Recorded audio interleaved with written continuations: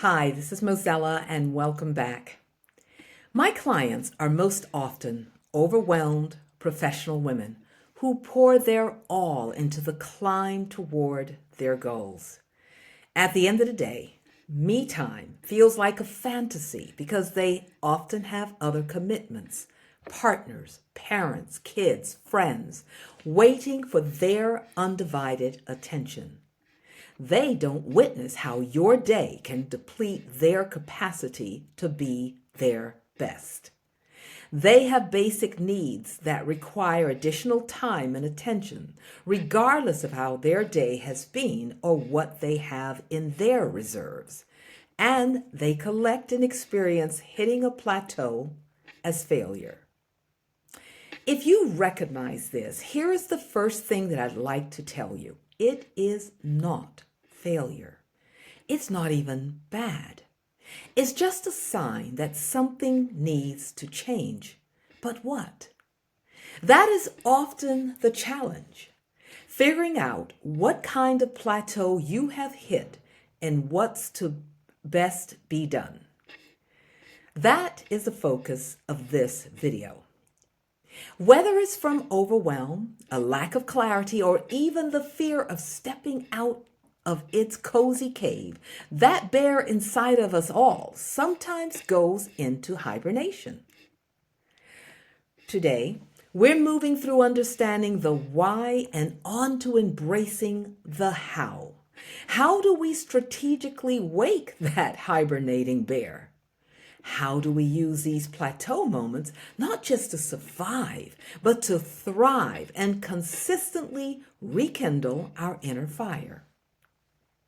This newsletter is an invitation to embrace your plateaus, to listen to your inner bear, and to equip yourself with the tools to consistently rekindle your inspiration. Because when your inner bear is awake, rested, and ready for adventure, there's no limit to the mountains you can climb and the life you can genuinely love. The journey of transformation, of having it all, is not a straight line up. It's a climb with plateaus.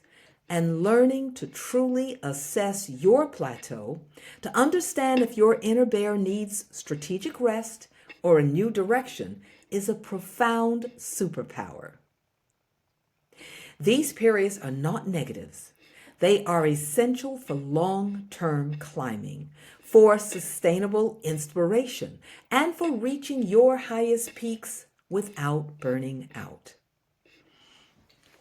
Be consciously engaging your head, heart, and hands. You empower yourself to replenish your energy before you hit rock bottom. Gain clarity on what truly inspires and motivates you. Take decisive, restorative action, even in small doses. Transform moments of feeling stuck into opportunities for growth and realignment. Learn to listen to your own deepest needs. Fortify your own wellspring and ensure your inner fire burns brightly, consistently, and powerfully. Remember, at Mountain Peak Strategies, our unique 3H approach guides you to lead with your head, your strategic intellect, your heart, your emotional intelligence, and your hands, your purposeful action. When it comes to inspiring yourself and others, you need all three working in harmony. Let's break down how each H helps rouse that sleepy bear and cultivate consistent inspiration. Your head is your internal compass, your strategic planner.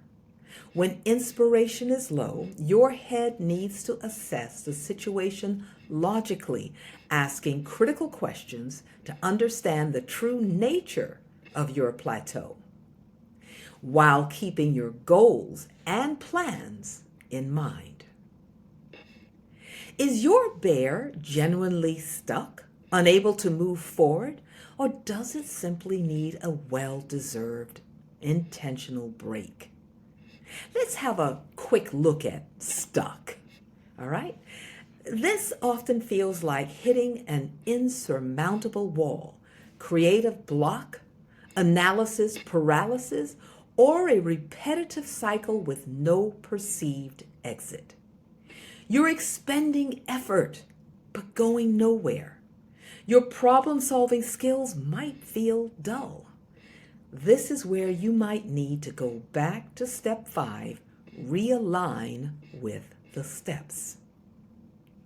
On the other hand, if rest is needed, you might just feel deep fatigue, emotional exhaustion, or simply a lack of desire to do anything productive. You could push, but it would be unproductive and potentially damaging. Your body is screaming for replenishment. Your bear is just plain tired.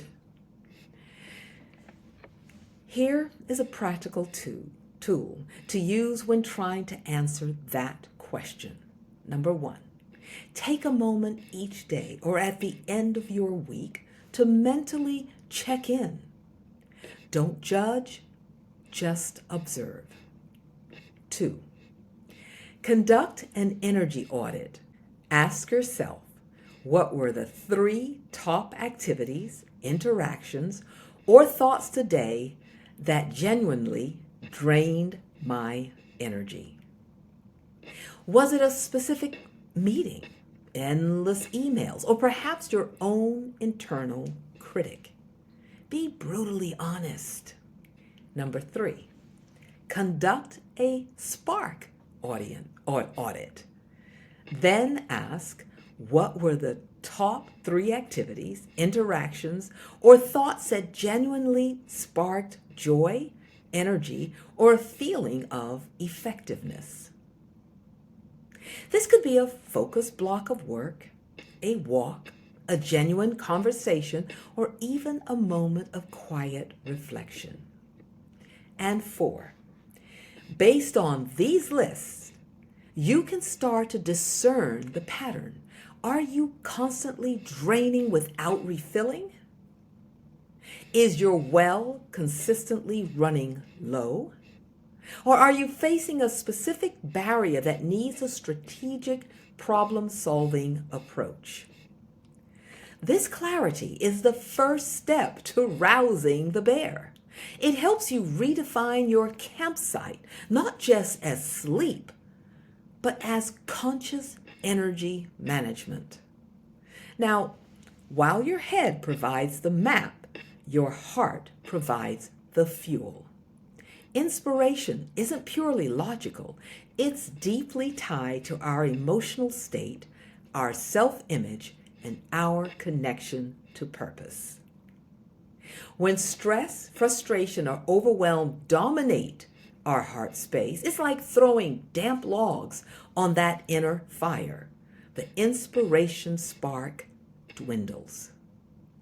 This is where the power of heart math becomes truly transformative in waking your bear and keeping it nourished. Heart math isn't just about feeling good. It's about shifting your physiology to a state of coherence where your heart rhythms, brain waves, and nervous system synchronize. This state literally calms the stress response and activates the parasympathetic nervous system, your body's natural rest and restore system. It's like sending a clear and warm and peaceful signal like the rays of the sun to your hibernating bear. It's safe to wake up. The world is calm and there are resources here. Here's how to actively fortify your body with a more coherent heart-mind connection. The first tool I want to give you is one of my favorites. It's the quick coherence technique from Heart Math. And you can't hear this enough, really. All right, so let's start. Imagine your breath flowing in and out of your heart center. Breathe a little slower and deeper than usual, typically 5 seconds in and 5 seconds out. Make your breathing smooth and regular. Bring forth your feelings of gratitude. This simple practice sends a powerful signal of safety and calm throughout your entire system, creating space for inspiration to flow.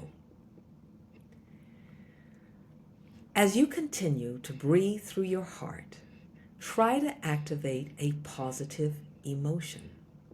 This isn't about forced happiness. It could be appreciation, care, gratitude, joy, compassion, or even just a sense of calm. If a strong positive feeling is hard to access, just focus on the intention to feel good or recall a simple positive memory.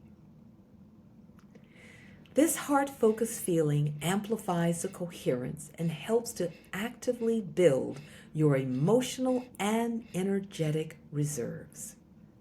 It's like offering your bear a delicious, warm honey treat.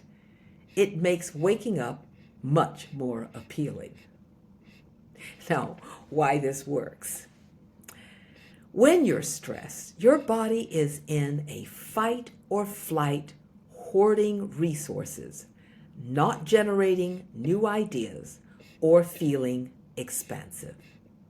Coherence shifts you out of this state, allowing mental clarity, emotional balance, and physical replenishment. It literally manages and builds your energy from the inside out. This is the physiological basis for celebrating the end of your day, as we did on Kilimanjaro. That sense of accomplishment and gratitude wasn't just a mental trick. It shifted our heart rhythm, helping us sleep deeply and wake up truly energized. This is one of my favorites because it is quick. Quick coherence is quick. It is powerful, and it can be employed anywhere at any time and without anybody knowing. Keep in mind, and I didn't say this in the beginning when we started, but you don't have to keep your eyes closed. And there are times when you need to do this in front of people, but your eyes are open and you're listening or talking, but inside you've learned how to really harness the power of this particular technique. And another reason that I keep repeating it, the quick coherence technique, is that the more you repeat it, the more you practice, the more effective it is, and the more powerful it is and continues to become. Now, in a coherent state, your hands are better able to take purposeful action, even when that action is rest. They embody the practical application of your head's clarity and your heart's replenished energy. This is where you address the critical question, what does me time mean to me? What does me time mean to you? For many overwhelmed professional women, me time feels like a mythical creature, spotted occasionally, but never quite caught. It's often associated with grand gestures, a full spa day, a weekend getaway. Those are great. But me time can simply be about creating consistent moments of replenishment. Now, here are a couple of ways to quickly and quietly replenish your heart. tools that complement the quick coherence technique that I just spoke about a few minutes ago. Number 1, adopting a transition ritual. Transitions can be challenging. They often require us to be in different physical, mental, and emotional states. And so often we rush from one state to another without giving ourselves any time to adapt. Time is money, right? Well, instead, create a deliberate transition from one demanding task to the next, or from work to home, or any other 2 states. This could be a 10-minute walk, listening to a specific piece of music, or simply closing your eyes for 2 minutes to reset. It can support you through change with added energy, emotional resilience, and therefore productivity. Number 2, creating a no device zone. You know that device that we're always totally connected to, right? No device zone. Now, in today's world, we are always on. We carry our bosses and our clients around in our pockets, keeping them fully charged, so we can be available day and night. So we are never truly in a relaxed state, rather in a constant state of anticipation. Instead, designate specific times or places, like dinner time or the first 30 minutes of your morning, as device-free zones to foster genuine presence, connection, and relaxation. This can offer you times to truly center yourself, making you stronger, more grounded, and better able to handle whatever life throws at you. Number 3, now listen to this one. Prioritize sleep. It sounds basic, but consistent quality sleep is the ultimate me time for your inner bear. And oh, so often, in order to get something else done or give ourselves more time to play, we say to ourselves, oh, it's okay, I'll catch up tomorrow. But tomorrow never comes, and catch up doesn't count. We think that sleeping less gives us more time. But what is more important, the quantity of time you have or the quality? How valuable are those extra couple of hours when you are too tired to enjoy them or too stupefied to use them constructively? Sometimes more sleep means more real time. It means you get to choose how that time is spent. What small adjustments can you make to protect your sleep? Number 4. Now, this is a bit of a catch-all. Recognize the power of small actions. Don't wait for a huge block of time or a burst of motivation. Take micro actions that feed your spirit and energy. This could be drinking a glass of water mindfully, not gulping it down in a rushed few minutes. Drinking a glass of water mindfully. Stepping outside for 60 seconds of fresh air. Listening to one favorite song. Micro actions. Connecting with a supportive friend for a quick chat. Savoring a single bite of food. These small, consistent actions will guide, fuel, and strengthen your head-heart coherence. They demonstrate that you are actively managing your energy successfully, protecting your precious reserves even when external demands are high. They will also gradually wake your bear and keep her going strong. This is the essence of resilience, the ability to bounce back, not just from big setbacks, but from the daily drains. So, yeah, sometimes the ideas are not flowing. Sometimes you are not at your best. Sometimes you have hit a plateau, but that's okay. And often, in those moments, the best thing you can do for yourself is to pause. Pause, observe, understand. And prepare for spring because it happens to all of us. That big and powerful bear that is our inspiration, imagination, and motivation. Sometimes it goes to sleep. But don't worry, it will wake, and you can gently and compassionately support it to do so. And remember this, vulnerability gives space for vulnerability. Leaders have the opportunity and responsibility to foster this in their community. And as I always say, we are all leaders of a community. When leaders model self-care, when they encourage psychological safety, where it's okay to admit you need a break or to say no to an impossible task, they create an environment where everyone's inner bear feels safe enough to thrive.